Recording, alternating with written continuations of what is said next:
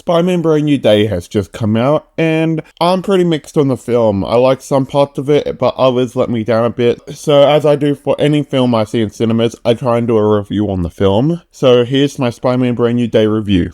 So just a fair warning before we go any further in this video will contain spoilers for the film, so if you have any feeling to go see the film, click off the video now, and once you see the film, probably forget that you were even watching this video. Starting off with the main spider of the film, Spider-Man. I love this Spider-Man. For a long time in the film, he basically just stayed in his suit the whole time. I love that. This is what I wanted out of a street-level Spider-Man film where he gave up his Peter Parker life. The only times he really takes the suit off is when he's buying flowers for Aunt May's grave or when he's in his apartment. And this Spider-Man managed to take what he was already really good at from No Way Home and level it up to 11. He managed to be one of my favorite Spider-Mans just based on this film alone. It managed to give him a nice story arc when he was trying to suppress his mutation, and I loved his relationship with the police in this film, especially Jean DeWolf. And then I loved the moments that he had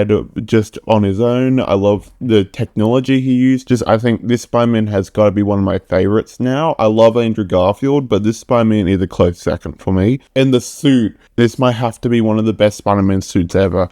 I love the sleekness of the design and how it didn't try and overdo it. I think that it kind of took what I liked about each of his different suits in the MCU and from Tobey and Andrew and melded it all together to create one of the best Spider-Man suits. And something I think that has to be given to this film is they didn't try and overdo it, where they gave him 2 different suits, 3 different suits, or 4, or however many he had in No Way Home, because they knew it was very important just to keep the street level design of the character, and him having more high-tech suit was never going to work. So he had a bit of tech in his suit, which I guess could have been seen as pretty bad, but I think given Peter Parker had tech in his suits from the previous films, he would try and find a way to get an AI assistant into his suit, and I think the way they did it was really good. Coming into the movie, one of the biggest questions was, will MJ and Ned remember who Peter Parker is? And I like the way they did it. I was genuinely sad when MJ said she forgot about him and Peter remembers all the memories he has of her. It's just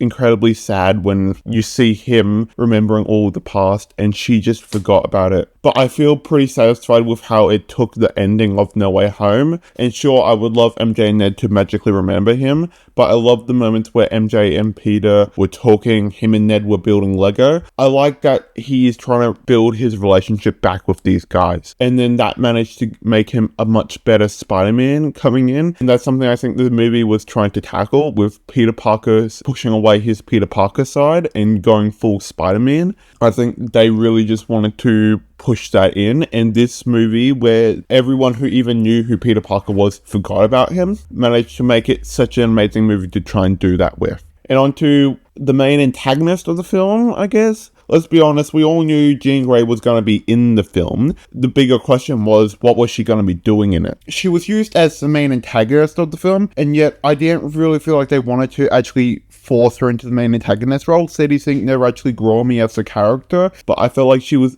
not what I imagined Jean Grey to be. Maybe that's because I imagine an older Jean Grey, where this Jean Grey was much more of a teenager, and I've never actually read much of the comics, and I think over time I really want her character to be built up a lot more, but it felt like she was kind of shoehorned in because this is a Spider-Man film and we kind of want to introduce the X-Men into the film, so having Jean Grey here is a good idea. She did reflect a bit of what Spider-Man's story was needing in the film. I feel like you could have just as easily included her in the film, whilst also having someone else like Tombstone as the big bad of the film. But I think this was a pretty good foundation just to introduce her to the mainline audience. Speaking of Tombstone and the other misused villains, the main villains of the film that the movie was marketing themselves around was Tarantula, Scorpion, Tombstone, and Boomerang. 4 villains the movie was just marketing itself around just so that it would have some kind of recognizable Marvel villains. And the montage at the beginning of the film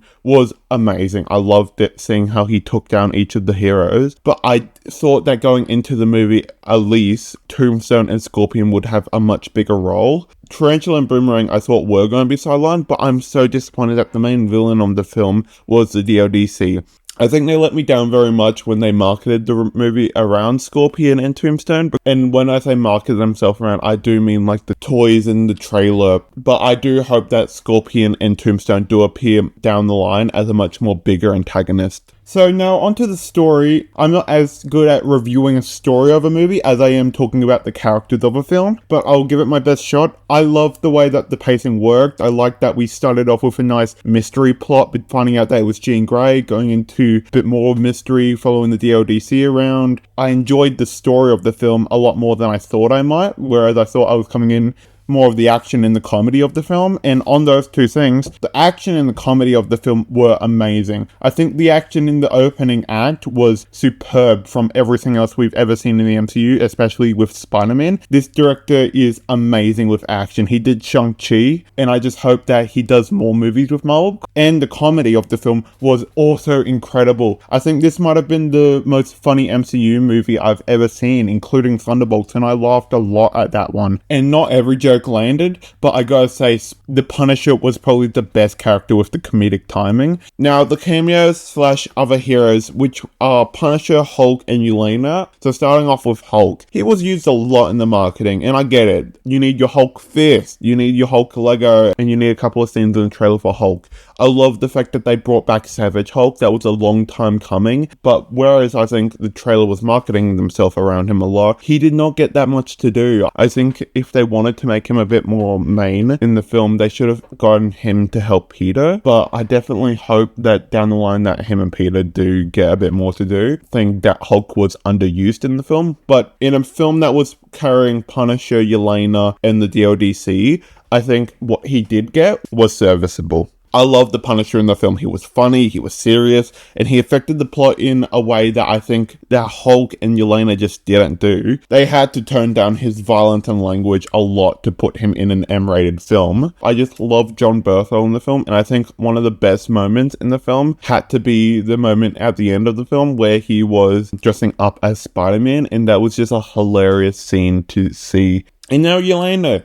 She was hilarious. Yelena in a Spider-Man film was something I never thought I would want, but now I'm so happy that I have it. I think that I really want her to pop up more in Spider-Man films down the line. I can't wait to see her and Spider-Man team up maybe down the line.